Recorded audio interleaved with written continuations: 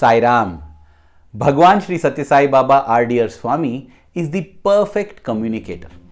First of all, Swami has multiple ways of communicating, and that can be a video by itself. Here I am speaking about spoken communication, when Swami would deliver his discourses or he would speak to us. Everything that Swami speaks is backed by what he does and by what he is. Swami is the perfect example of leadership, which begins with to be, then to do, and then to tell. Because every word he speaks is backed by what he does and what he is, each word is so impactful. In fact, Swami says, "My life is my message." To understand Swami's message, we need not listen to his words. Just study his life and look at his life. And because every word he has spoken, he has acted it out, and that is what he has been all his life. Now, that apart, when we come to Swami as a speaker, he is such an inspiration and an example to emulate. Now, Swami, whenever he speaks, he gives a lot of examples, he makes a use of a lot of analogies, he makes a use of a lot of stories. That apart, any object that is nearby, he picks it up and makes use of it. We have seen multiple times Swami picking up his own handkerchief and using it to give examples. On one occasion, I remember Swami was speaking about his childhood days, and then he came to that particular incident which happened on the 23rd of May. Have you heard of it? In case you have not, please rush to this video and have a look at it. It's beautiful and inspiring, and here I will just give a gist. Swami actually threw flowers in the air, and those flowers fell on the ground, forming the words in Telugu, "I am Sai Baba." Now, while explaining this, Swami plucked some flowers that were there on his table in one small bunch that had been kept, and he threw them to say that I threw the flowers like this. I happen to get that photograph, as you can see here. So, Swami makes use of all these items that are there in order to communicate and make a point. On occasions when they are not there, Swami would materialize. I remember one occasion narrated to me by a brother when Swami was speaking about manufacturing in Japan and saying how because of a space constraint they make everything small. Swami waved his hand and materialized a beautiful shell-shaped soap which was so fragrant and warm to touch. And Swami said, "I picked it off the assembly line in Japan." That apart, on another occasion while explaining the Ramayana, Swami materialized the pearl necklace which Mother Sita gifted to Hanuman. You know, that story is so beautiful. In fact, the Ramayana story itself is so beautiful, and I would urge you to have a look at this Bhakti Ramayana, where this little girl narrates the beautiful Ramayana. The part 1 is at this link above. There are more than 10 episodes already. Now, this aspect of Swami's communication, where he would materialize a thing or he would use something to amplify the example, we felt was missing after 2011. Because after 2011, for every occasion, we would play a discourse in many events or many places when we congregate, especially the Sai Kulwant Hall in Prashanthi Nilayam. But this aspect of Swami is missing, right? That is what I thought, till this jaw-dropping, stupendous miracle took place.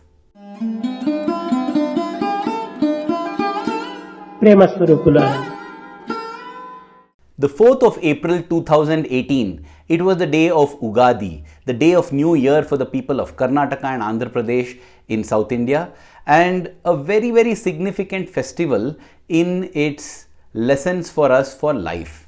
In fact, Swami says Ugadi teaches us that equanimity which is essential in order to realize the divine. Well, I have done a detailed video on that aspect. It is very enlightening and beautiful, and again shows Swami's involvement, which is at this link above. Now, for Ugadi 2018, I had to prepare Swami's discourse. What do I mean by I had to prepare Swami's discourse? Well, let me clarify and explain a little bit of background that is very essential to appreciate and enjoy this miracle. So after 2011, whenever there would be festivals, functions or occasions celebrated at the Sai Kulwant Hall, because Swami's physical presence is not there after the Mahasamadhi, and yet we still wanted to hear Swami's voice, we would prepare discourse excerpts taking clips from Swami's discourses and playing them over the PA system in Sai Kulwant Hall. As the discourse audio would play, or sometimes the video would play, the translation and the subtitles would come up on the large screens that were set up in Sai Kulwant Hall, and the devotees could enjoy Swami's discourse. By Swami's immense grace and his love, this responsibility of preparing Swami's discourse fell on me. I was working at Radio Sai back in that time, and from 2011 till 2021, till the time I resigned from Radio Sai, I used to prepare these discourse clips that would be played in Sai Kulwant Hall. Now, I didn't want me to feel egoistic that I am preparing Swami's discourse. This is the discourse that the whole Kulwant Hall is listening to and people worldwide are listening to. I didn't want that, because that is not the truth at all. In fact, I wanted Swami to deliver his own discourse, and that is why I would pray in my heart and say, Swami, I am going to use some random method of selection, and please let me be your hollow flute. Let the discourse that you want to deliver be selected. So I would use some random method, something like, after I do a search for, say, Krishnashtami discourse, I will pick up the 6th discourse in that list. Why? I don't know. I would just pick it up. And after picking up the discourse also, the whole discourse audio, the timeline would be placed on my editing software, and I would randomly place the cursor at one point and say, from here on, Swami, I will pick your discourse. And if that point happened to be Swami in mid-sentence, I would just go a little back and forth to complete that sentence. But you get an idea how I would randomize all of this process so that, Swami, you select the discourse that you want to deliver. And this went on for years together. There were times when people would come and praise me for the perfect discourse selected, and I would say, no, that is not, it is all Swami's will, because it is Swami. There were also occasions when a couple of senior people came and they shouted at me for what they felt was not an appropriate discourse. I would receive it, but in my mind I would say, Swami, you selected it, it is yours. And I would only tell these seniors and elders and administrators that if you feel that I'm not doing a proper job, kindly let this responsibility be taken up by somebody else. But there is a process that I follow to do this, and I will not give up that process. So this is how I did, sincerely, to the best of my ability and my heart. This Ugadi in 2018, that is the 4th of April, when Swami humbled me, thrilled me, touched me by showing that he is deciding every bit of it. How did that happen? Well, for the Ugadi day, I was not there in Prashantinilayam that year, because I had some work in Bangalore and I had travelled. And then I knew that the discourse would be played in the morning session. After the morning session had got complete around 9:30 or 10 o'clock, I received a call from somebody in Puttaparthi, and this brother tells me, Arvind, how did you select Swami's discourse? So apt, so perfect. My God, what a way. Tell me, there must surely be a story behind this.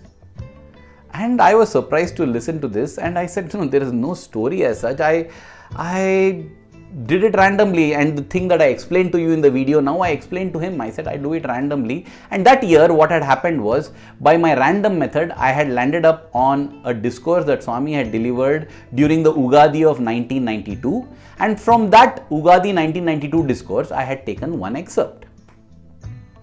And then I got to know what had happened. And that is the beautiful part. Dear brothers and sisters, in that discourse, Swami is speaking about how Adi Shankaracharya asked his disciples, who is the greatest person on earth? And the disciples give different answers. Swami says that one of them says, one who can scale the highest mountains is the greatest. Another says, one who can swim across the deepest oceans is the greatest. And Adi Shankaracharya says, no. There is a bird that can fly above the mountains. Is the bird the greatest? There is a fish that can swim across the ocean. Is the fish the greatest? No. The one who has complete control over the mind, that person is the greatest. And then Swami says the only way to control the mind, is to know that the mind derives its strength from the Atma.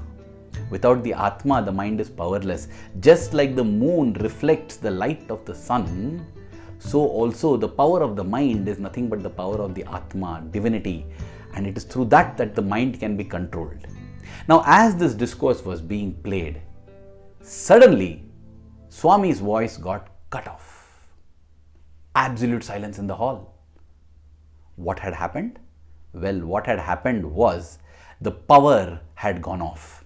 See, usually every time there is a program in the Kulwant Hall, the whole program is run on the generator because they don't want the power to cut off the program suddenly, and it takes a little bit of time for the generator to kick in, right? In order to prevent that, the whole session is put on generator. That day it had been forgotten, because of which when the power went, there was a few seconds, 20 to 30 seconds of silence. Swami had been cut mid-discourse, or so it felt to us normal humans. When the power came back on, Swami's discourse continued.